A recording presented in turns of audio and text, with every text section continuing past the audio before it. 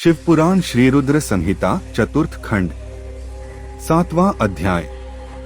भगवान शिव द्वारा कार्तिकेय को सौंपना। ब्रह्मा जी बोले, हैं नारद, अपने पुत्र कार्तिकेय का अद्भुत पराक्रम देखकर भगवान शिव और देवी पार्वती बहुत प्रसन्न हुए।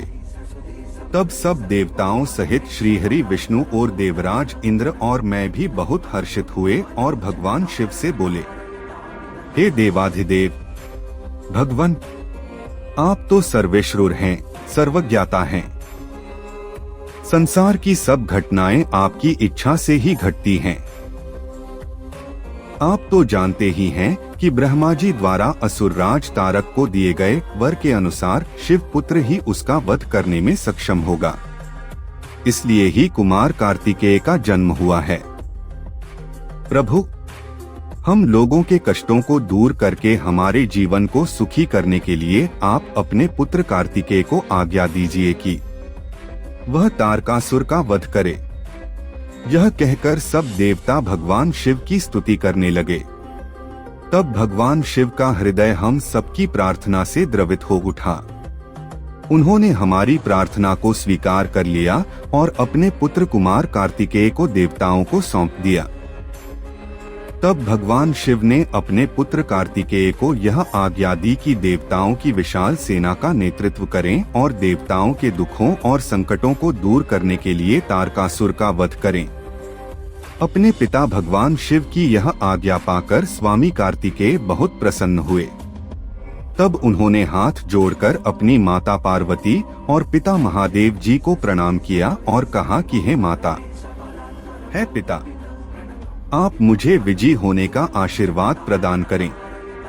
यह सुनकर भगवान शिव मुस्कुराए और बोले, कुमार, निश्चय ही तुम अपने इस प्रथम युद्ध में अपने घोर शत्रु तारकासुर का वध करके विजयी होगे।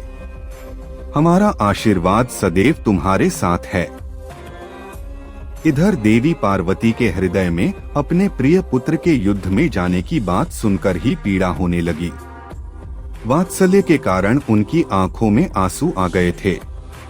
वे बहुत दुखी हुई और कहने लगी, हे नाथ, हे देवाधिदेव, मेरा पुत्र कार्तिकेय अभी बहुत छोटा है और वह तारकासुर महाबलशाली और शक्तिशाली है। उस दुष्ट ने अपनी दुष्टता से सभी देवताओं को भी परास्त कर दिया है। जब इतनी शक्तियों के स्वामी देवता उसका कुछ नहीं बिगाड़ सके तो मेरा यह नन्हासा पुत्र भला कैसे उसको हरा सकता है। मेरा दिल मुझे कार्तिकेय को युद्ध में भेजने की आज्ञा नहीं देता है। मैं अपने पुत्र को अपने साथ रखना चाहती हूँ। यह वचन सुनकर सभी देवताओं सहित भगवान शिव भी चिंतित हो गए।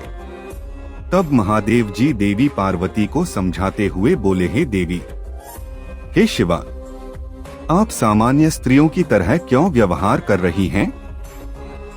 यह मेरा और आपका पुत्र होने के कारण महाशक्तिशाली और वीर योद्धा है। देवताओं ने इसे अपनी अभीष्ट शक्तियां प्रदान की हैं। कार्तिकेय की जीत निश्चित है। कार्तिकेय का उत्पन्न होना तारकासुर के वध का प्रतीक है। आप व्यर्थ में चिंतित न हो और अपने पुत्र को खुशी खुशी तारक के वध के लिए भेजें।